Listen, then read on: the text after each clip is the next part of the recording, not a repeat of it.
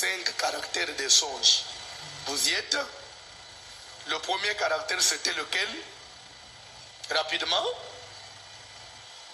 Les caractères des songes. Le premier caractère, oh, il y a déjà tout expliqué. Pardon? Les songes à caractère révélation. On avait dit que c'est quoi? Nanako Sungabiso. Songe à caractère révélation. Eza Ndengeni. Qui peut nous expliquer rapidement les songes à caractère révélation? Donnez le micro à maman. Protocole. On gagne le temps. Donnez le micro à notre maman. Les songes à caractère révélation. Maman, tombe là, vous savez.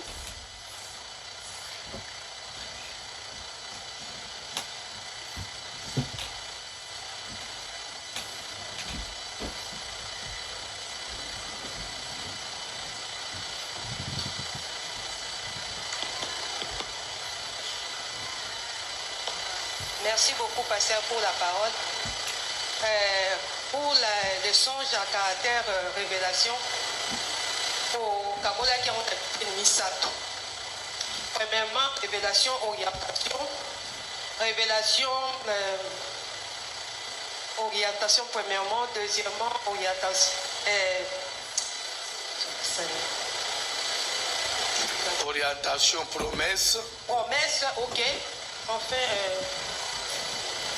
non. Volonté de Dieu, c'est ça. Au Kabola, on habitait une Misato. Bandeko, oyebike kotele makolo babilo ekimaka. Yo utoko koko kangote. Soki muninga zoko faut féliciter ye. Yo ato yebi. Otele maoloba. Bachona yuti. Toke mama. On a orientation au lobaki, au pesaki biso on a par exemple. Au lobaki neti boye par exemple. Au koko ça la voyage na Chine, au koko so ba article moko boye. Au koma kuna au lalo lotindo to kozoteka, au somba mususu o ezoteka mame. Ça dit Dieu t'oriente. C'est ça songe nani caractère nani orientation. Orientation. Deuxièmement, c'est-à-dire la orientation, Dieu vous montre une direction. Dieu vous montre une position, une décision à prendre par rapport, par exemple, à un marché, par rapport à un engagement. Dieu vous oriente dans les affaires, parce que nous sommes enfants de Dieu. Zambé alinga abana neba échoué. Zamba oriente. Yami balé papa lobaki. La volonté de Dieu. Volonté de Dieu et koko monana. On peut savoir que un exemple de l'obaki que maman wana azako zwa proposition ya libala mena mama wapi bon maman betaki di solo oya matete wana tokei mwaba o betaki di solo wana azo zela libala na esalama mais na kati ya ndoto ndenga lalaki makambo monaki avandi na ndako oyo ezanga batol mo ezokotela ye pe en plus wana premier rêve quelque part Dieu lui montrait que cela n'était pas sa volonté mais par manque de connaissance et s'est engagé pe abiko yabikaki merci tokei. Troisième papa rappelez-moi s'il vous plaît nako expliquer en bien mais j'ai oublié caractère promesse c'est ça promesse ezali oyo au pesaki exemple ya nani ya moto ya Bible nani Joseph se voyait grand dans les songes. Moto ya Bible oyo nani Joseph yewana comment est Joseph comment est Joseph merci il se voyait grand na ndoto mais en réalité azalaki oyo azalaki te c'est-à-dire nzambe ko révéler na caractère promesse il y a des gens parce que d'abord n'oubliez pas c'est une révélation. Quand on dit caractère et révélation, c'est-à-dire que Dieu te révèle sur l'avenir. Mais cet avenir qu'il te révèle parle d'une promesse, il te révèle pour t'orienter, il te révèle sa volonté. Donc, c'est-à-dire il y a d'abord ces révélations. Joseph voyait une révélation, mais sur son futur, ce qu'il allait être. Donc, Dieu lui promettait la grandeur. C'est une révélation promesse. Dieu lui promettait la grandeur. Souvent, dans d'autres caractères promesses, il y a des gens, des voix au lot, tu te vois avec de grandes personnes. Tu te vois toujours accompagné dans de grandes personnalités. Au moment où il y a milliers de grands, mais physiquement, tu ne l'es pas encore. Si tu pries bien et que tu te comportes bien, Dieu te montre que d'après moi, tu es grand. Et Joseph voyait ça. Et aussi, je ne sais pas si le temps va permettre, parce que un grand point de l'obélité, c'est la conduite à tenir. Parce que quand bien même Dieu a montré à Joseph qu'il allait être grand, maintenant, de la promesse à l'accomplissement, quelle est la conduite à tenir? Est-ce que tout ce que Dieu nous montre, vous pensez qu'on est censé vivre ça? Il y a des gens qui Dieu a fait les promesses, mais qui n'ont pas saisi les promesses. Parce que la Bible elle-même dit, il y a des gens qui ont salué les promesses de loin. La Bible dit, tu peux saluer ta promesse de loin. Et pourtant c'était ta promesse, mais tu l'as saluée de loin, tu ne vis pas ça. C'est pourquoi il faut enseigner si la conduite à tenir. Comment pallier? Donc c'est-à-dire vivre ce que Dieu nous parle et vivre l'accomplissement de ça. Comment y arriver? Conduite à tenir. Je ne pense pas que avant dimanche aussi, parce que c'est aussi un grand point. Peut-être dans maudit les koya malanassim. Donc, Zamba Pambola yo maman. Nazolinga batangela biso tozo. C'est une révision, mais en même temps, nous ajoutons d'autres éléments. Nous voulons enrichir votre connaissance. Genèse 28 rapidement. Genèse chapitre 28e.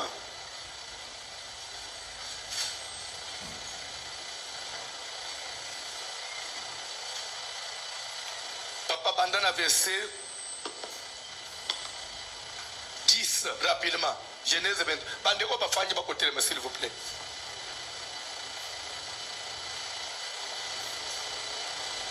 Rapidement. Genèse chapitre 28, à partir du verset 10, nous lisons au nom de Jésus de Nazareth. Nous lisons au nom de Jésus de Nazareth. Jacob partit de Beersheba et s'en alla à Charan. Il arriva dans un lieu où il passa la nuit, car le soleil était couché. Il y prit une pierre dont il fit son chevet et il se coucha dans ce lieu-là. Il eut un songe et voici une échelle. S'il vous plaît, suivez maintenant les songes. Parce que toujours ce qu'on a pratiqué en gros, tout le monde a devoir. Comment? Pas devoir, exercice. Ok papa. Et voici une échelle était appuyée sur la terre et son sommet touchait au ciel. Joseph a commis la place à Moko, le Kola Boutou et Kotaki, à Jacob allait dire, le Kola Boutou et Kotaki, à Lali, à Benjili Banga Moko, à Salango Oreiller. À Yekomo Nandoto, à Moni escalier, sommet na yango, to Moutou na yango, et tout taki na Lola, et na Senango, et Fanny na Mabele. Et voici les anges de Dieu montaient et descendaient par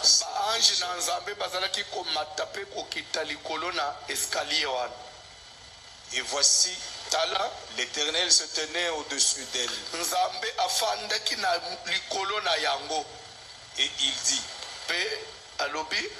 je suis l'Éternel,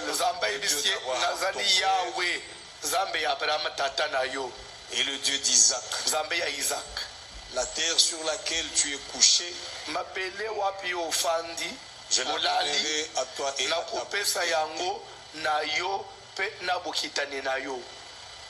ta postérité sera comme la poussière de la terre.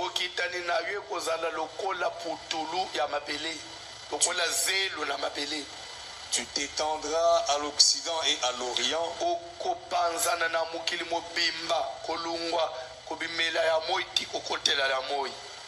Au septentrion et au midi. Et toutes les familles de la terre seront bénies en toi et mabota en ta nyonso ya postérité. mabele ekopambolama na kati na yo mpe na bokitani na yo. Voici, Tala je suis avec toi, naza na yo, je te garderai partout où tu iras nakobatela yo bisika nyonso kokende et je te ramènerai dans ce pays. mpe nakozongisa yo na mabele oyo, Car je ne t'abandonnerai point, po ete nakotikaka yo te que je n'ai exécuté ce sanke que je te dis. nakokisa oyo ngai nalaki yo. Jacob s'éveilla de son Jakobo sommeil et il dit, asituki na pongi certainement, alobi solo L'Éternel solo est dans ce lieu. nzambe aza na esika oyo. et moi, je ne le savais pas. ngai nzokanda yebaki teke nzambe azalaka awa. Il eut peur abangi et dit mpe alobi que ce lieu est redoutable. bisika oyo eza ya somo, C'est ici la maison de Dieu, awa ezali ndako na nzambe, c'est ici la porte des cieux. awa ezali ekuke ya lola.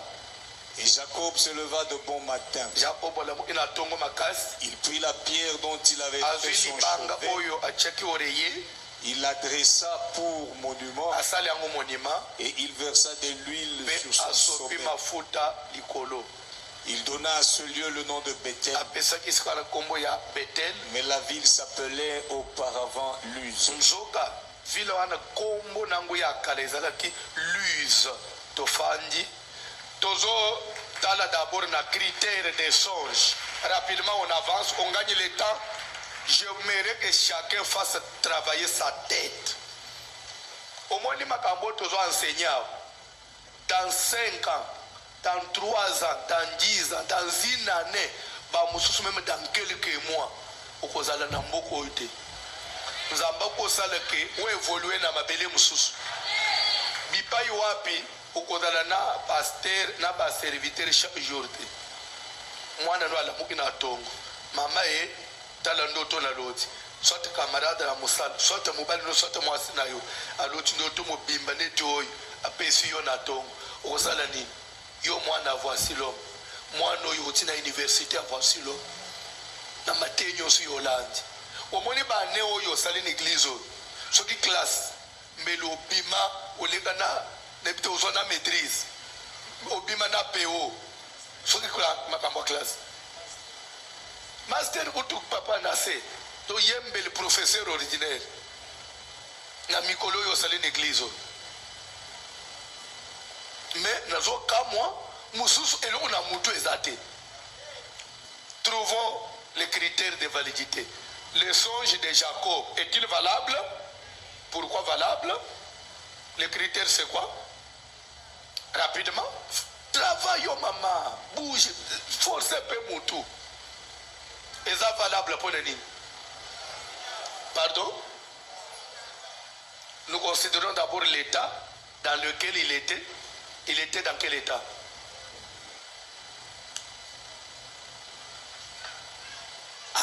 Bandeko. Tolobako, état dans lequel il était comment?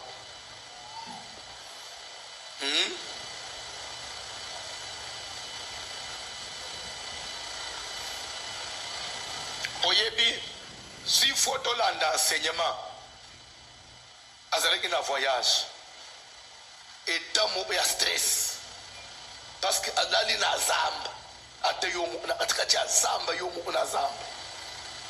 Ça peut influencer sur les songes, hein? Mais Dieu est souverain. Malgré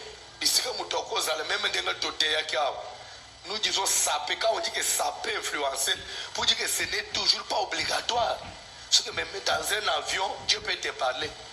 Même dans un bateau, déséquilibre, mais Dieu peut s'imposer et te parler. Oui ou non? Ici, Dieu s'est imposé et il a parlé à Jacob. Si nous disons que le critère est valable, c'est parce que c'est quelque chose qu'il n'avait jamais imaginé.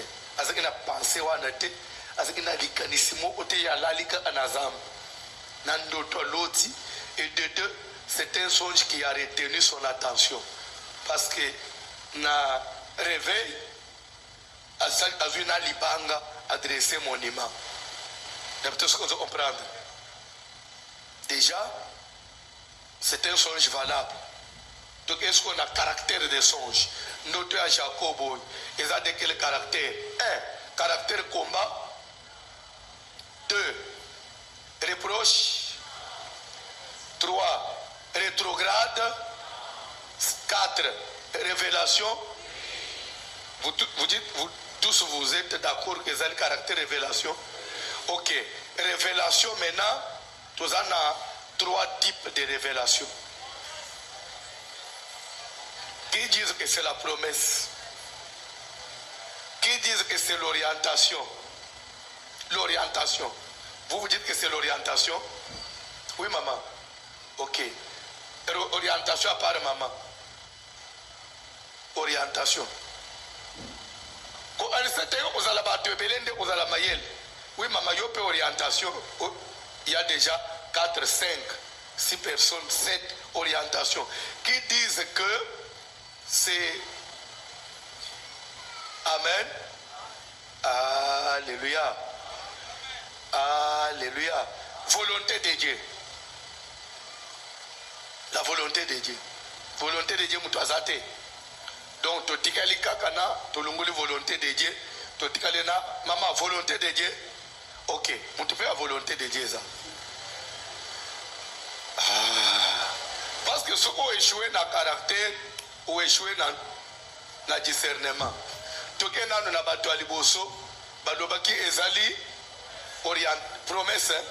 Bato alibusu bolo bakeza promesse bato promesse bato mbola bisa mutu nyoso se manifeste to bandeli na noa papa botika ba vantilo atoza serviteur la isaka position pour nous commander la bandimi bu pas monner la bino bondeli bala isaka pe suka échoué to ebike serviteur a échoué banani balobi ke ezali promesse. Ok, banani balobi ke za promesse c'était na ba serviteur. Mais papa ya te oya za simana yo le binin. Pardon? Abstention. Vous avez pas vanté tout ça.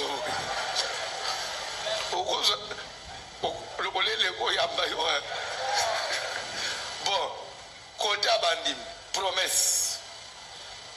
Promesse, banani balobi promesse.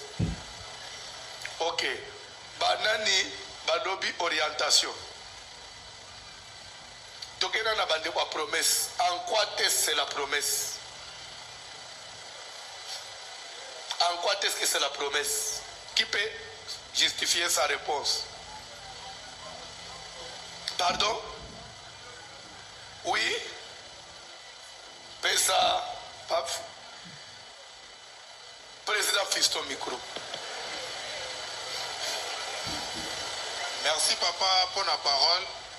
Rana Zoloba et sa promesse puisque après tant que anandoto wana zamazo l'accès que ba descendant na yo ba kozwa mabele ko banana nord tina sud na est la promesse on zamba prometa qui après d'autres na wana.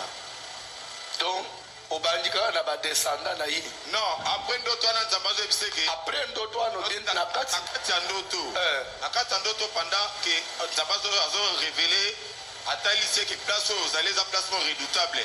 Ba descendant na yo bakozwa mabele oyo. OK, wana za ya yo réponse. Mutu mususu promesse qui peut ajouter personne à maman kuna.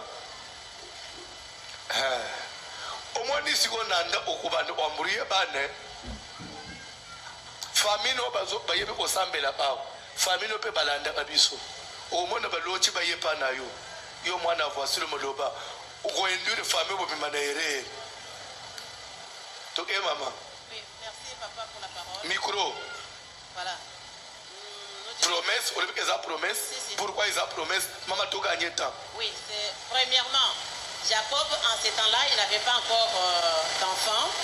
Vu l'état dans lequel il s'est trouvé, il avait des problèmes de là où il venait en fuyant son frère. Et vu également l'endroit où il s'est couché, sans espoir, il ne savait pas que cet endroit-là, Dieu pouvait se révéler à lui. Et pendant le sommeil, ou pendant son songe, Dieu viendra vers lui pour lui faire ses promesses, selon laquelle, qu'avec le temps, il fera ceci, cela pour lui. Voilà pourquoi nous disons que c'est... Il fera ceci, cela. Ok, I'm sorry. Mais nous voulons connaître les ceci, cela là. Parle-nous un peu de quelques ceci, cela. Entre autres, Dieu lui promet, après s'être révélé qu'il était le Dieu de ses pères, il lui a promis de faire de lui une grande famille en lui donnant des descendants qui... Bref, les songes et à caractère révélation. Quelle révélation? Révélation promesse. Bandeko balobi orientation. Orientation, ça veut dire quoi d'après vous? Dieu lui oriente en quoi? Mouta orientation, Dieu lui oriente en quoi? Parce que tout le monde qui a orientation, Dieu donne une ligne de conduite. Mais ici, il y a quelle ligne de conduite? Au contraire, ce qu'on l'indignons, promesse sur promesse. Je suis le Dieu de ton père. Je serai avec toi. Je te bénirai. Et je vais te ramener en ce lieu. Je bénirai ta postérité. Ma belle, on a coupé ça. Et là, on a oué le président Fiston. Madame Ouyo Keika, on a postérité. Mais Zamba Banina Nokola, on a noué moko. Tu n'as pas molayo. Na kozalana yo. Na otombola yo. Pe, ma belle, on a coupé ça, on a bokitane na yo. Nde au monde, ce au monde Jacob Sali veut na souk que si l'Éternel me bénit, en d'autres termes, ça veut dire quoi? Il m'a promis la bénédiction. S'il réalisait cela, je lui donnerai la dîme de tout ce qu'il me donnera.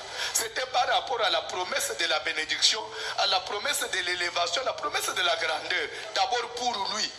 Et pour maintenant parachever, m'appeler au na kopé sango. On s'étendre de l'Orient à l'Occident. C'est la promesse. Amen. Caractère. Il n'y a même pas à s'embrouiller. Bon, s'il vous plaît, orientation. Ata, est-ce que nous avons pu cette idée nini et indiquer qu'il y a une orientation? Peut-être pour tout sungayo. Orientation, mais vous comprenez l'orientation. Pesa mama micro. Pour notre orientation, c'était dans quel sens? Merci beaucoup, pasteur. Ce qui n'a pas orientation, puisque Liewana Abraham, et Jacob c'était Abraham qui est passé par là. Akutanaka na nzambe place atumbaka mbeka tout autour wana nzamba lakaki Israël alakaki nani bokitani ya Abraham mabele wana place tout siko eleka mikolo ebele Jacob ayebaki te azo auti nani Bersheba azo kende pa Laban alors akomi wana alali na butu aloti ndoto aloti wana. La promesse n'était pas faite na ye nani wana mais ebandaki na Abraham koko na ye. Bon, nanga soki nazo ba orientation puisque na mona kike na idée wana nzambe peut-être aza ko orienter ke tala bisika oyo ezalaki ngai non maman par exemple yoka orientation to endeka na mot français na koki ozana na bungi na quartier na tudo mama ofanda akoto nazo luka numéro 14 olobi numéro 14 zo direction oyo. C'est ça l'orientation.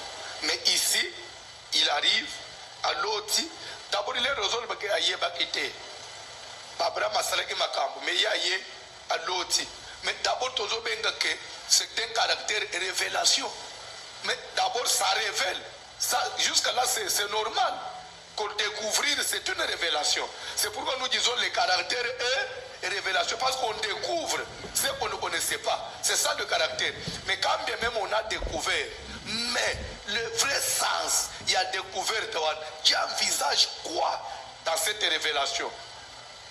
Et Dieu lui promet. La promesse peut commencer par Abraham, mais Dieu vient aussi confirmer ça et pas naïe. C'est la promesse. Il n'y a pas d'orientation.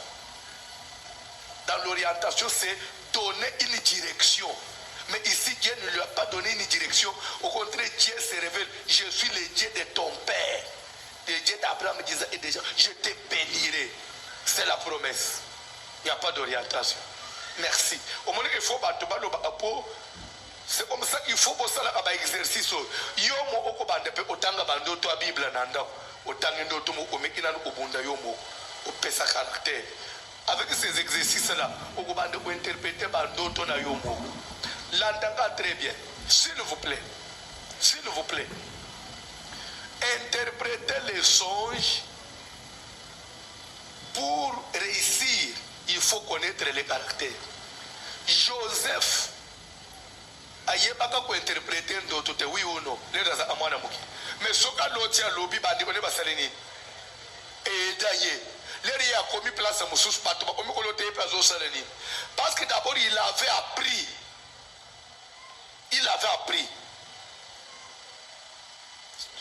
au moins apprentissage et ko aider yo bato pa kozala mayele pa ko koma penza capable et le mo ko bande ko échapper il susté. Amen. Kolo apambola bino. Toleki na orientation, donc na révélation. Toke na deuxième caractère. Tosu tolebelaki ango les songes à caractère reproche. Tosu toteki déjà oui ou non. Parlez-moi des songes à caractère reproche. Qui peut rapidement? Reproche.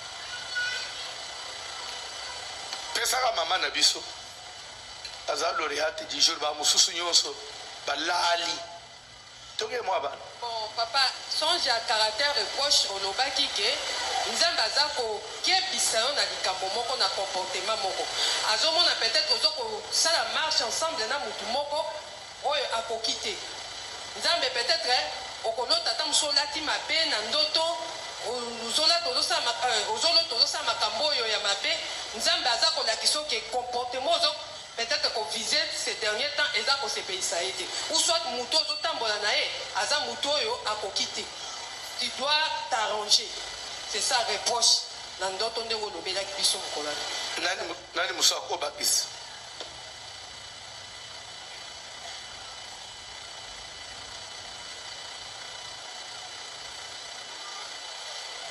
bazotangela biso Zacharie, les livres du prophète Zacharie, chapitre 3,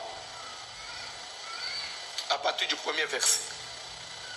Prophète Zacharie, chapitre 3, à partir du premier verset. Rapidement. Il me fit voir Josué. Ça, c'est une vision. Ok. Ndekwazo vision. Bazola isaye na vision. Bazola isaye Josué. Oya zala un souverain sacrificateur. Zacharie nde muto azozwa. Atelemi liboso na Nzambe. Pe Satan atelemi pe na loboko ya mobali na ye pona ofunda ye. Verset 2. L'Éternel dit à Satan. Nzambe alobi na Satan. Que l'Éternel te réprime, Satan. S'il vous plaît. S'il vous plaît. Vous pouvez comprendre ce français. Verset 2. L'Éternel dit à Satan que l'Éternel te réprime. Ça veut dire quoi? Nzambe alobi na Satan. Yo Satan. Nzambe afuta yo. Nzambe alobi na Satan. Yo Satan zela Nzambe akosokipe na yo. Au moins langage, c'est une réponse na bato balobaka. Bon ce qui est sur la Nzambe. Pourquoi zo sambe la Nzambe? Nzambe lobi na Satan yo zela Nzambe akosuka na yo. Mais ye moko Nzambe azoba na Satan Nzambe akosuka na yo. Babimi ba Nzambe mibale. C'est ça le langage spirituel. C'est ça. Dieu, il peut être là, mais il parle de lui comme s'il parlait d'une tierce personne. Vous comprenez? Jésus est là comme Dieu, mais il dit, j'ai fait tout selon la volonté de mon Père. Et supplier son Père, c'est lui-même. C'est clair? L'Éternel dit à Satan, Satan, que l'Éternel te réprime. Ok. Que l'Éternel te réprime, Satan. Que l'Éternel te réprime, Lui qui a choisi Israël. ozokombela azongela ngo defa lobi nzambe asokipe na yo ye oyo apona Israël, s'il vous plaît. Ah, papa Tanganan, biloko bien ezofungwa Est-ce pas là un tison arraché du feu? ozomona teke ndeko oyo ozomona wana ezali mwa nzete moko babenda na kati ya moto. Et Josué était couvert de vêtements sales. Et bona nini discussion wana le souverain sacrificateur Josué azalaka alata bilamba ya salité, bilamba mbindo. Donc alati bilamba patage, pa poto, pa salité, mais atelemi nango liboso ya nzambe nde Satan ye abandi koloba na nzambe ata yo moko. Musali yango to ba musali yeyo. Regarde comment il est sale. Vraiment, na bunzambe na yo. Il faut ça na muto aboy. Regarde comment il se présente. Celui-ci ne mérite pas. Ndezamba yebisi Satan ye. Makamuna ngeteli yo. Yo zamba kufuta yo. Zamba kusuka no zamba kupamela yo. Oyo zofu yo ofunda nga yo. Yo yebiteke d'abord ngai nzambe mutu na pona Israël. Le choix de Dieu. Dans les choses de Dieu, ce qui compte d'abord, il faut que vous soyez le choix de Dieu. Ce qui nous embarque pour nous, il y a des choses, Dieu peut assumer lui-même. Dieu peut lui-même prendre, endosser. C'est ça le terme. Dieu peut endosser la responsabilité. D'abord, il faut être choisi. Et c'est pourquoi faites attention à bateau Nzamba Pona. Et dedans Nzamba Zeb Satan. Ozomona muto ozomona wa. Eza mutu moko na sauva na kati ya moto. Ce n'est pas parce qu'il a un vêtement sale que na osanza yembala moko. Wana Nzamba zoba na nani na Satan. Tanga Bible. Or Josué était couvert de vêtements sales. Quand on dit vêtements sales, elingi koloba nini? Non. Une mauvaise marche. Vous comprenez? Josué atambola amabe. Liboso na Nzambe. Josué atambola amabe. Satan ye ofunda ye. Tokei.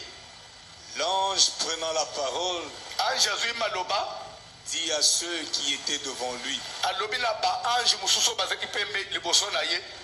ôtez-lui les vêtements sales. Bolongole lamba mbindo. Puis il dit à Josué, Alobi na Josué. vois, Tala. je t'enlève ton iniquité Ozo comprendre vêtement ça veut dire masumu. Vous comprendre? Ngai Nzambe na longoli mbindo na yo. et je te revais d'habits de fête. Na latisio elamba ya fête, elamba propre. Je dis Pe na lobi qu'on mette sur sa tête un turban pur. balatisa yo elamba ya propre. Balatia ekoti ya propre. Et ils mirent un turban pur sur sa Batie tête, ye na mutu ekoti ya propre. et ils lui mirent des vêtements. Batie bilamba. L'ange de l'Éternel était là. Moi je na Nzambe atalaki wana. Tolungola wana, c'est fini papa que Dieu vous bénisse. Bref, il y a des songes où tu te vois au latibilamba ya salité. Soit tu yomo oza salité, ozo luka place au sokola. Soit ozo zwa maite ou soit ozo sokola, mais nandoto wana ozo mone que on dirait maye kokite. On dirait autre sona ba salité na aya moke boy. Vraiment salité silité ou soit ozo ofangi place moko eza salité aux autres na ba poto. C'est que là il y a des reproches par rapport à une marche. Yoka sikoy na teyeke na lobaki boy. Songe à caractère reproche et koki suko se voisiner na songe à prison spirituelle. Prison spirituelle où ezana a caractère ni. Pardon? Ezana a caractère rétrograde. Ça veut dire quoi? Kolota mingi salité ovanji na bisika moko ya médiocrité, bisika moko ya mbindo. Des fois tu omitali mabeni na ngona zosala. Tu ne te reproches de rien, mais ce songe-là persiste. Ça veut dire que ta vie a été condamnée à une médiocrité. Tu es prisonnier. Satan vous impose la vie de médiocrité. Obika na vie à passe. Uvanda na bisika ya passe. Na yambisere mo olelo alobi naza mwasi ya libala na bana 6 papa soki natie mutu na se na milotaka nafanje na kamwanda umukwa matiti pembeni ya mai netutu banda kwa bapeshera wana nafanje place wana uswat nafanyira kamwanda umuku ya muke eza na porte te ezotu a porte ezate soki toli bito déplacer bakoyiba biloko nyonso alobi siko mena bumutu boyi ngai na mobali na ngai mobali azovanda epa bakamarade ngai mpe nafandi epa ya ndeko na nga moko bana kutu tokabula ndamu alobi kote tozovanda alobi tozovanda ototo bazovanda mwa mosika ndako eza ati ya $20 par mois alobi on n'est pas mesure de payer la maison de $20 $20 par mois 56 000 francs oyo okotaka na boutique osombi biloko wana le même jour omeli bajus kofutelango ndako bato mwasi na mobali baza na bana babeti 2 ans bakozwa $20 ofuta ndako te na se na moyo mais soki alote romi lote aza na bisika moko afanyi na bapotopoto bisika moko ya propre te yoka moto azolota oza na kati ya toilette ozolanda oza na kati ya toilette wana eza ndoto ya reproche te omiloti na toilette ce n'est pas la reproche c'est une prison spirituelle toyokani ndoto ya reproche c'est peut-être tu te vois tu es vêtu d'un habit ou bien tu marches quelque part il y a un peu de cette toi tu cherches à te laver soit tu veux aller à l'église mais en cours de tout tu te rends compte mais nous avons une prière n'a pas de belle église mais n'a la chissa l'idée boy la comment une église ndengeni ou soit aux après aucun de même obima mais lamba il y a pour présenter c'est ça reproche il faut prendre à mesure de faire la part des choses na poewa zamba pambola bino toleki troisième caractère parce qu'il faut quand même tolobela caractère combat troisième caractère tolobela ki caractère nini pardon caractère nini rétrograde toloba ki nini notre maman vous allez encore essayer opesa sa maman micro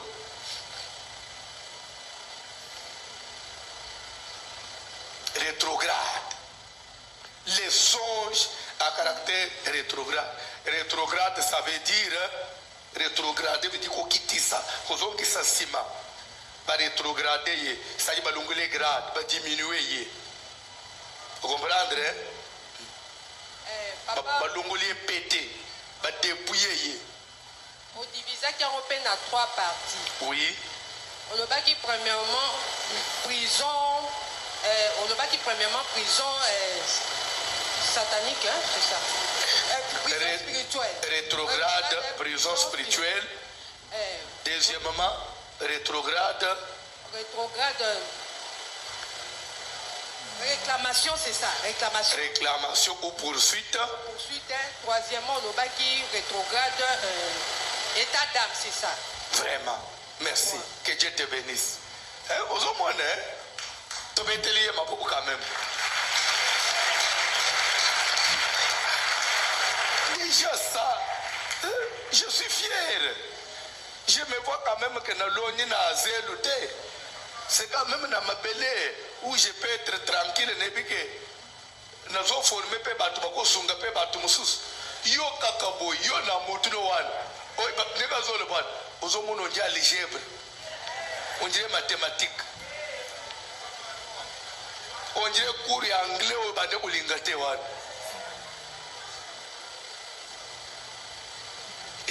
Yo yebaki pe yango nega yo yebaki yango. Toza la sincère. Nada yebaki yango tombola musaba. Oyebaki yango nega lo bia tombola musaba. Omoni misapi ezate ba yebaki te. Yo ya okotondi l'église yo. Toke mama expliquer biso siko. Toke na détail. So oko kitende kumsozo micro. Toke na rétrograde prison spirituelle. Tu vas la rétrograde prison spirituelle. On a prison spirituelle, papa expliqua qui bisoke. Ezali bandoto tolotaka. Osoki mananda kuna bino ya famille kala. Mais okomikuta na kati ya ndako yango na bandeko noka ndenge bobanda okola na ndako yango malgré bamodifie yango bateka ekenda mais bino kaka na image ya kala na botikani nango yango wana omekaki kobetela yango sete yango wana nde esalaka ke vie ya conformité eza na famille mobimba oyo lokola oyo bino nyonso ozovivre vie ya conformité wana caractère ya prison spirituelle ya mibale réclamation. Toujours dans la prison spirituelle, nous avons expliqué que na sali la part des choses, na reproche. Plus dans la prison spirituelle, le spécial c'est quoi? Vous êtes dans une position où vous semblez témérer. Donc vous démérez dans une position. C'est-à-dire, je suis dans une maison, c'est comme si nafana kawana. Na milota analibala moko onjile na bala wana onjile na sana nda kwa koma libala onjile na sana bana, c'est-à-dire que vous vivez là dans un songe où vous demeurez dans une position. Souvent je me vois nazala akake pana biso, je vis là du moment où ngana sina lungwa mais je me comme si na viva ke pana biso ngana koma mukolo mais na mimona ko onjile na zake pana biso naza en famille. Il faut maintenant faire la part des choses entre prison spirituelle et réclamation ou poursuite. La réclamation des familles, on rêve la famille. Mais la famille, je ne rêve pas la famille comme si je suis dans la maison, je demeure là, non. La rétrograde réclamation, je rêve que des fois je suis avec des fois na kolota nasana bandi bonanga mu kuta voyager na loti tozana bango quelque part à des endroits des fois différents ou des fois na zomi lota c'est comme si na voyager qui on est na zonga na province place na uta so na province na komi suso wa ndegeni ngana za na ozonga kishasa ndegeni na sana poto na mimoni na kine na yena passeport mikanda na surtout que boy ndoto. Là c'est une réclamation. Mais na prison, c'est-à-dire que je me vois comme si nazalaka wana. Tandis que na réclamation, nazomo comme si nazongi. Vous comprenez la différence? On dit na viva awana te, même na ndoto je sais que naza asuswa wote, mais du moins comme si nazongi ao. Et je me demande na combien on ndengeni. Vous comprenez la différence? Dans la prison, on demeure dans l'état. On est là, on vit là. Mais quand tu te réveilles, tu dis, oh, le pango est passé. Comment ne mona kanaza ana le pango? Quel est le mémoire quand vivant ananda ou anoko? Je vous donne un exemple. Une sœur, asa mwasi alibal. Abalipe mukonzi monene. Mais soki alali. Azo milota. Aza na ndaku ya papa na mama. Siko papa na bango a telemi na chambre en sous-vêtements. CRP azana bilamba te. Son papa qui lui demande a bongisa mbetu. Bongisa mbetu na lingina la yesu azo bongisa mbetu. Asutuku bolindoto. Des fois azolota, ozolanda. Azolota papa oya bota ye. Aye kozwaye na ndaku na ye alibal. Oh, dans une invitation, inviter dans une fête, il faut accompagner un gars. Il y a tout. Mais maman zawapi ou non, dans ce pays où kendena maman te, je préfère yonder accompagner parce que ma bengi couple. So babimina papa en couple, bazo kende fête à stuboy d'autres. Des fois à kolota, souvent à milota quand na chambre à ba parents. Des fois il y a laliwana, azana bilamba te papa zokote. Et il ne se gênait pas. Mubali na yepe souvent à l'otak bawene la amwasi na mubali mu amona kelongide. Là c'est une prison. Na lettre yoko landela et yeko bimake son père c'était lui son mari de lui. Amen. Alléluia. Tikana yebisa yo une chose. Ezana basi o baba la kate. Na utuko solena papa na biso moko azali awa je m'excuse parce que je me sers de son exemple. Le jour où d'abord, quand il s'est préparé pour Abal, j'étais devant des fiancés. Sur des femmes. Mais il y a opté à moi choisir na esiko. Mais Nathan va opter pour la femme ou azana esiko à l'autre. Azomo na zokende uluka moi choisir na kuti moi choisir na fanya na mulili. Ça quoi mulili? Pourquoi ça na mulili? Surtout quand il y a pasteur tout ça qui est à l'époque pasteur bon. C'est un songe bon que ça l'est pour l'autre kakat. C'est le pasteur qui m'avait trahi. Alors il n'a qu'à y couper la moise. Abi jour tozo pesa dot. Mama population de Sangal. Au moins moi dans l'émission y au bal. Aza moisi na biso famille. Toi aza moisi à famille. Donc c'est-à-dire que c'était une fille sacrifiée. Spirituellement aza le déesse de la famille. Il y a des filles par parents par sacrifier bango na mulili na bakisi. J'avais une fille aujourd'hui à la veillée à l'élo, avant quelques paroles. Les veillées, si nous avons l'éla, il y a même pour quelques minutes. Et les réseaux, il me dit ceci. Je ne peux pas des détails, c'est parce qu'il m'a dit, on a besoin de la radio. Alors, papa est à Botaye. À Salakanaba, il y a un organisme international. Vous comprenez? Papa a dit qui est à l'étranger, à quel autant. Azal à l'étranger, à partir de l'étranger, papa n'a pas de balinga à Mozambique, à part maman n'a pas assemblé, mais ce Hollandais n'a pas d'autre à moi, maman pas à Moulili, Yamakas. À l'étranger, Baninga va comme une église, à des repas, Badina au salé dans une église. Papa na ye kuto fanda ana ishasete. Il est tout le temps na ba est na ba ni na ba misala na ye. Amoni téléphone à papa zo bengi na est.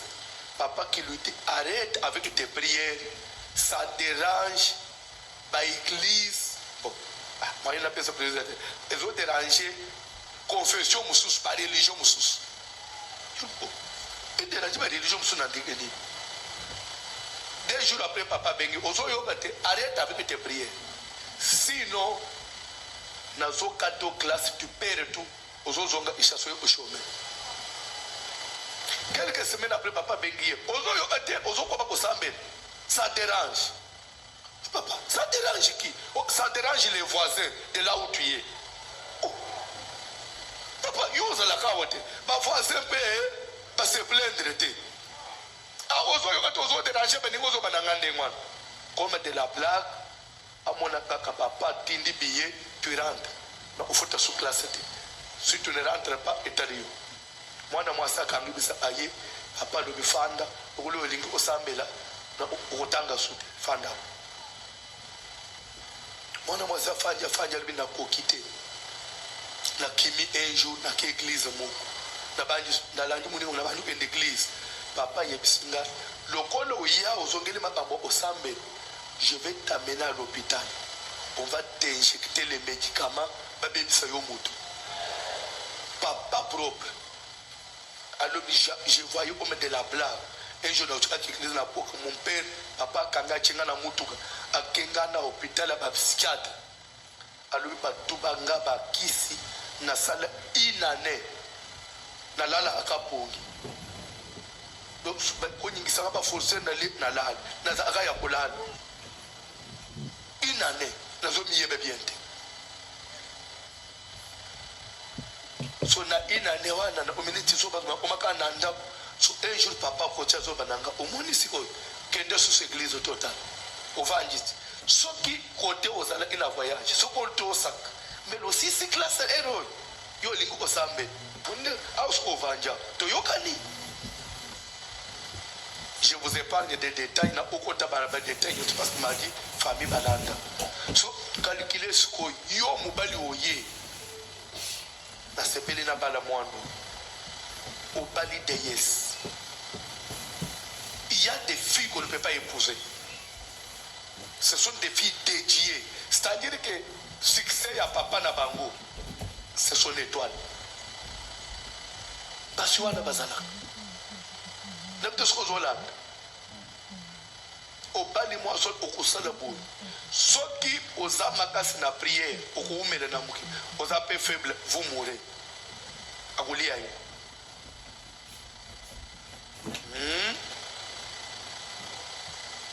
prison spirituelle. Il y a des personnes condamnées il ne peut pas aller loin, sa vie tourne comme ça. Attang asalanine akoki kofungwa mate ba hypothèque vie na ye, son étoile a été vendue ba teka ye ya hypothèque. Amen. J'ai fini avec un exemple. Mon bureau était encore là au coin. Na base les solo na zobet kolo na ngwa témoigner il bosso église. Ce que là ba to se rappeler kalawan, ba se rappeler. Là protocole na ngai ya bureau ezalaka à l'époque ezaki pasteur Daniel oya komi pasteur na Paris, grand frère ya Jean na de Omosusu. L'autre là c'est qui? Le frère Félix. C'était Félix na Daniel. Maintenant, le papa vient, n'est-ce yambaka batu. Papa wana lingia kota, Félix yibisi non, pasteur à sa silis. Il a dit non, attends une minute, Félix a calé, chose grave, mutu muso aye Félix a cotisé. So oya yesi mana a cotisé, nga ikutu. Papa beti libaku, asiliki aki. Aya abeli susawate. Aye pe kuluka voici l'homme. Asala ka misala bateka ka ba mituka na galerie présidentielle. On est bato bateka ba mituka wana. Il est de cette équipe là. Baye ko benga ye noko na ye non mubali ya tata mwasi na ye akufina ba na Congo central baza bato ya Congo central. Mubali tata mwasi bengi ye antuko mbali nanga kufiawa so oko contribuer passe moyen te. Ndeko azaki na mwa mbongo aleki asombi serkei achena mutu akena na Congo central bavanda akaboya moni mwana wana zokota na serkei ne ukunda mubali atata mwasi atata yo mutu ena serkei yo ya yo ukunda mubali na ngai mbali ngaza na bana azaba mutu tolinga tukunda mbali na ngane toko yo yena serkei ya shere ikamuti bakundi bawuti cimetière bazongi bafandi kandi na batu bafandi nanda tata mwasa tindi batu babenga lera zokota tata mwasa zo episa yebo soki na tubelite meme nzamba kopinira nga na gesto yo sali omuni ndenge yo zabo biso famille na yo na famille ya mama na yo toteka yo alobi toteka yo na ndenga abutu na wenze abutu abit eza ana ba wenze moko ba ndoki ba uta abipai na bipai baya okosumba bato famille bazana mwana koteka bakomemepe na butu na bateki so biso tokenda toteka yo so place toteka yo bato ango pe olie batikala nayo bango pe bateka yo lisusu. C'est-à-dire que même biso bato toteka yo to retrouve ayo lisusu te parce que bango pe bakenda bateka yo alobi kusko bango bateka yo mabe il fallait bateka yo pata mais bango basala yo vente publique babelela bazobelela nde baya basumbo na ninga vente publique. C'est ce qui fait que trace na yo on n'a pas ça lande lisolo etana bato ko se rappeler na témoignage alobi nde place frère alobi pasteur j'ai fait pipi dans les habits tata moi sans zolbe ezana église moko okenda ina chasse il fallait okutana na pasteur protocole moko akala kiyo obeta ili bako okendaki biso nde toza ina kati na yo to sala parce que soko umela a place wana okutanaka balinga balandelo ngozo délivrance soko lokole biso to teka yo bato wana pe bateki yo soki yo zwi délivrance bao basomba yo na vente publique bakozongela place bango basomba bawana pe bakozongela biso botekela biso produit ya mabe nde tole akukukota wote nde to sali protocole na petisa yo libako olungu c'était nous calculer ce qu'on a yo moko na échasse mutu na Congo central parce que jour mo kende ki boy bisoto monaki yebisanga vie ya mutu devant monde de ténèbres et caché na nini. C'est ça le monde spirituel que nous prêchons.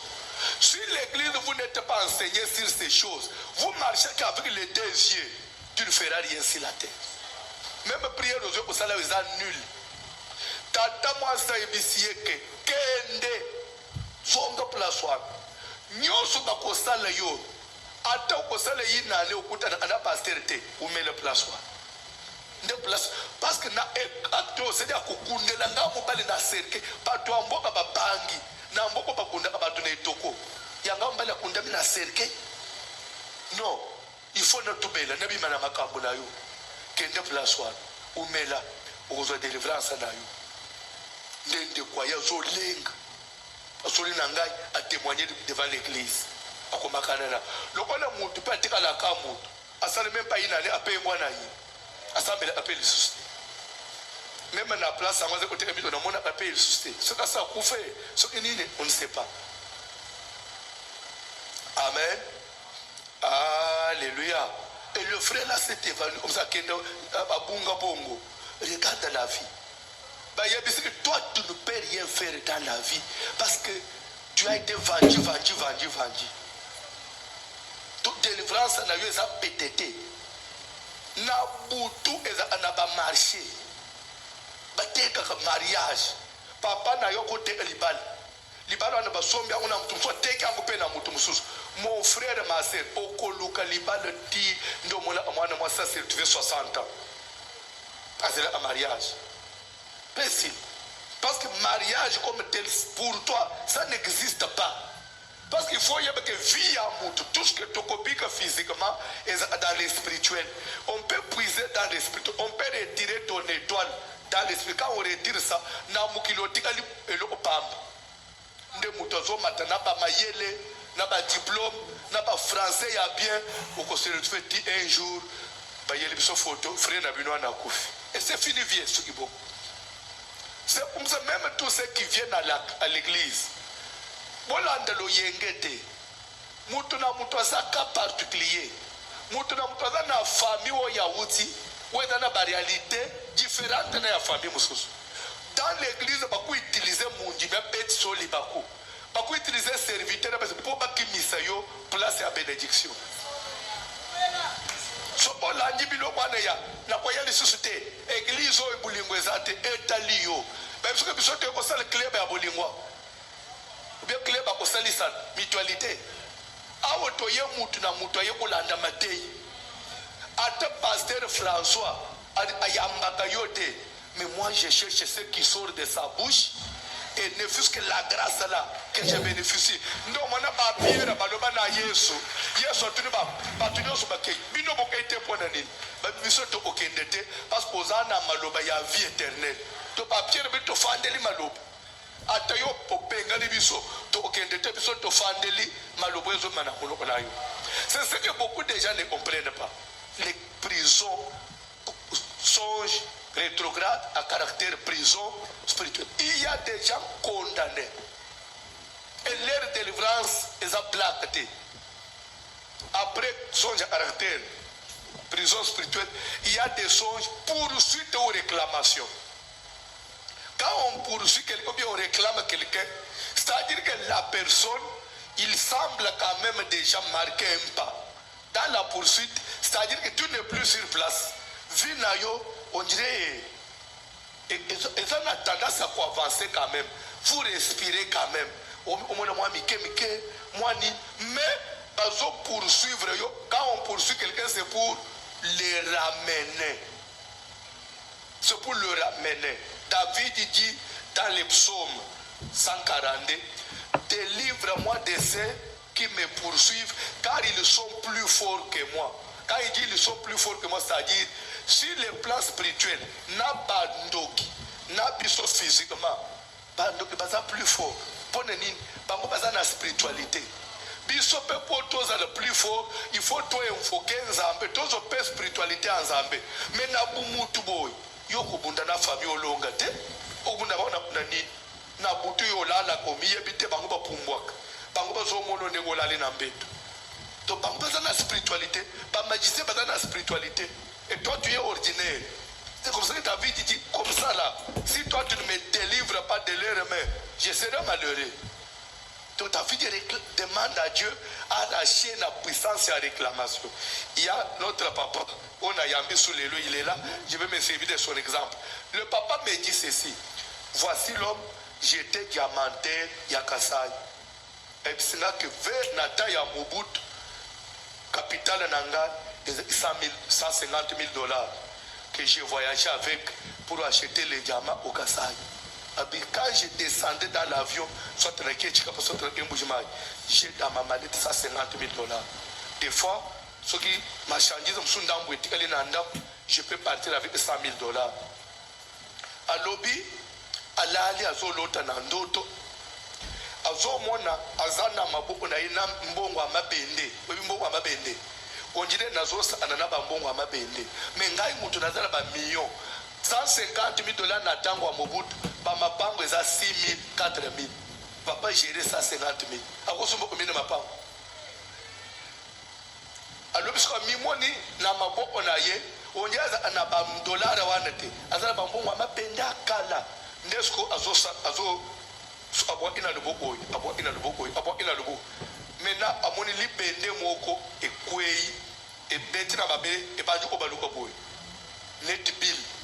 L'État lande pozoa et zinji na potopoto alande boyebungi aluke amoti azuite alia ezapeli bende asturi boyendoto ngongo sipeza kina maboko ebanju okay lelo na yambiye azani sika ofanda te adelo basala ate alobi bande ba cotiser ye mwa mbongo en francs.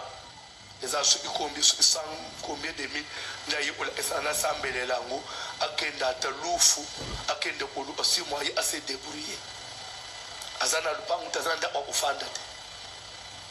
Donc pour dire que mbongo ya zakena ya dollar wa na monde spirituel ba évaluer ki amuna mabende. Vous comprenez? Valeur na bakitsaka na mabende pe mabendango ezinji. Sans enseignement, sans quoi? Les lorsqu'on a une big réalité, il y a d'autres. Après combien d'années? Il m'a dit, tu me regardes comme ça. T'as le moins beaucoup, il y a franc. Où tu es là, où le beau, le kenda te louf. N'a pas d'attente au débrouiller. Papa, il y a un pasteur. C'est moi qui te parle. Alors, je vais vous dire, d'autres. Où il y a bien, en plein de côté. Webi et les autres big. Chacun se retrouve devant un miroir. Chacun se trouve, on dit, nous avons déjà commis des erreurs. On se dit maintenant, mais moi, le mbalo azalek wapi. Votre bureau avant. À l'époque, si j'étais enseigné comme ça, on allait attendre l'église. Naïpsi batu baluba akabongo. On me met les tozo tepe boy. Bazana mbongo na maboko lelo. Ata loti il s'en fout. Quand quelqu'un a un avis à Bomeo, il conseille. Il suffit d'échapper. Conseille-moi.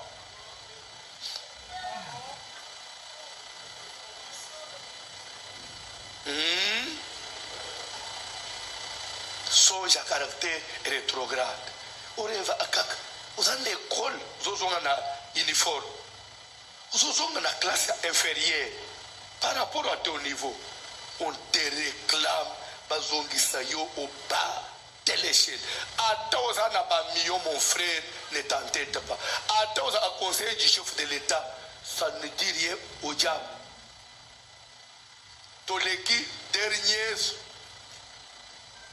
toujours dans son caractère rétrograde, tolebeli prison spirituelle, tolebeli réclamation ou poursuite, et dernier, rétrograde, état d'âme. État d'âme. S'il vous plaît, j'ai reçu une maman aujourd'hui. À l'objet que j'ai évolué dans une église. Bon, moi, il y a une église exacte. L'église a une délivrance. Oui, bien, mais les autres, moi, c'est une église était. N'a décidé de toujours là, voici l'homme. Mais papa, taba lotaka na loti ndoto aliboso mwana na ngai ya mobali ngai na zimbanzi akamundeli na ye ali mwana zeke nano ba wita nini na tubie na sex na butu na soto kwa butu ele kuni na tubi mwana to la mo ina tongo sex a mwana evimbi ne pete soko zola alobi eye koleka lisusu na lali na butu na situki na zozo mwana na ngai na zokata mutu. Donc bref, je vous épargne de beaucoup de détails. Mama yebsinga na olanda matena yo. Je ne peux pas partir par 4 chemins. Je suis sorcier. Al passer na zana kindoki. Abi na zana kindoki. Mais pasteur ngai mo onde na ye. Ezate ke na zana intérêt parce que na uchubuska na yokoluka yo. Na zana intérêt ko na kosa yo ke kindoka ngona miye bibona mno. Sokete ke na zo commander vinga moko. J'allais te dire que mais na lota akaka neti ndoto. Mais quand vous vous réveillez le matin, quand vous avez le choix, ils ont salé le monde. Alors, c'est plus, soit pas penser, soit d'autres. Na ko fanda abo na zota la mwana na ngana lubike. Asala accident ko. Tipo kwa ba ilinga mwana no asala accident. Abi kama kama mabe la ngali ko lo bana na ngamoko.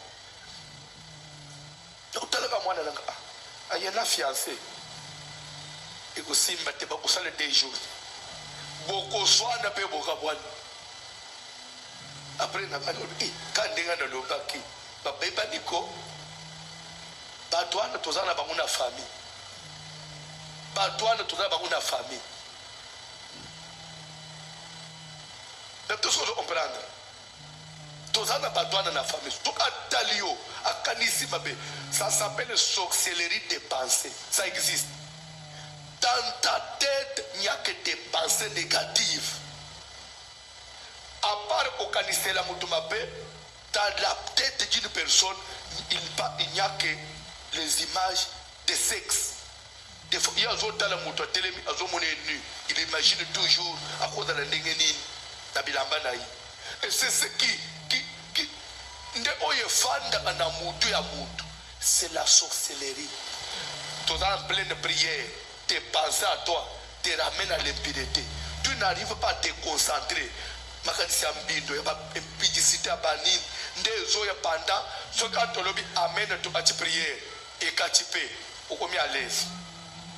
C'est-à-dire que ton état d'âme ne te permet pas de te connecter à Dieu. Parce que c'est 2 mondes différents. Soit quand tu rêves, tu ne rêves que biloko moko ya mabe. Et aussi na bandodoane. Bandodoane babimonaka afanya atika cha salité. Parce que l'état d'âme aussi c'est une prison. Atika cha salité, des fois à nu, collier il y a la bapondu, la bapongi, des fois bandodo. Amen. Il te Jésus combattre papa. On me dit qu'il est temps. Je vais arrêter là. Une maman m'amène bana na yemi balé. Moi na mokaza na 4 ans. Moi na mususu na 3 ans. Yami bali.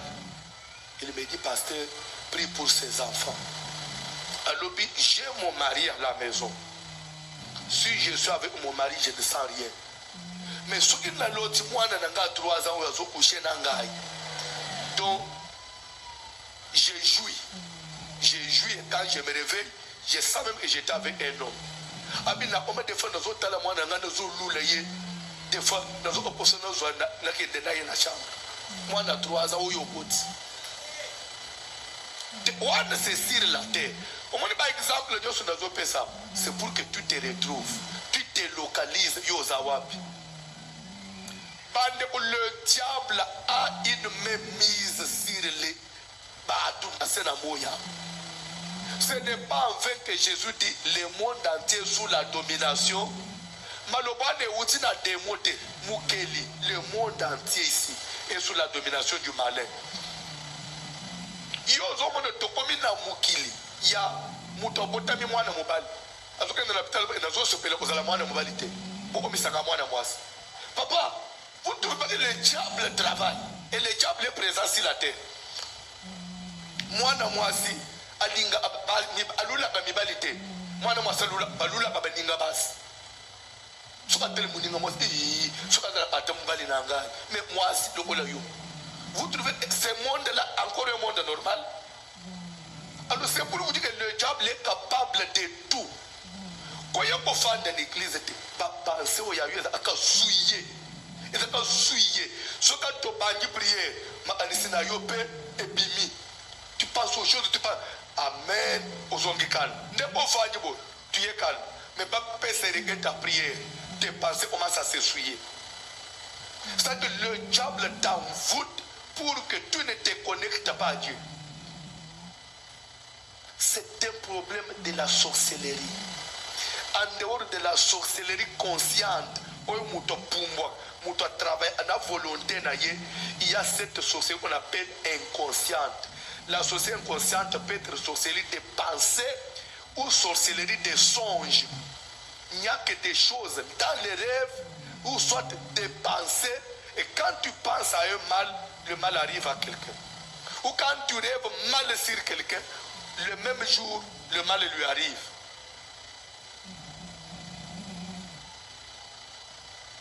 Il y a d'autres. Il y a d'autres messages. Bible, Dieu parle par des songes, par des visions nocturnes. Lorsque les hommes sont livrés à un profond sommeil, lorsqu'ils sont endormis sur leur couche, alors il leur donne des arts. Par d'autres, Dieu avertit, Dieu prévient, Dieu met en garde. Attention, veille sur toi-même. Regarde ton état, regarde comment tu vas vers la mort. Et ce qui ont été, il donne des avertissements et met les sceaux à ses instructions afin de détourner l'homme du mal et de les préserver, souligner, préserver de l'orgueil. Ça veut dire quoi? Pourquoi orgueil? Par les songes, nous ambatalisa amour. Ozo salela batololendo ya pamba tala na kati na yo oza ya kopola na moyo ozo vimbe mele ozo la zamba zo isfetal tala yo muto ozo vimba na moyo tala elo ozala. Donc pour que tu ne sois pas orgueilleux ozonga muto o tira lo fundo o luka nzambe o se repentir bali andela yo tika ko vimba mapeka. Donc Dieu te prévient, te préserve de l'orgueil. Ozo sa l'orgueil, bazo mono mutu. Na butu yo zala amutu. Yo muto kusha anaba nyama, yo kovimba na moyo. Na butu ozo lote, ozo anaba zemi. Ozo bota ban. Et tout le temps, c'est quand toi tu dors que tu as des sentiments. Quand tu te réveilles, c'est comme si tu étais avec un homme. Tous tes sentiments sont transférés dans le sommeil. C'est une prison.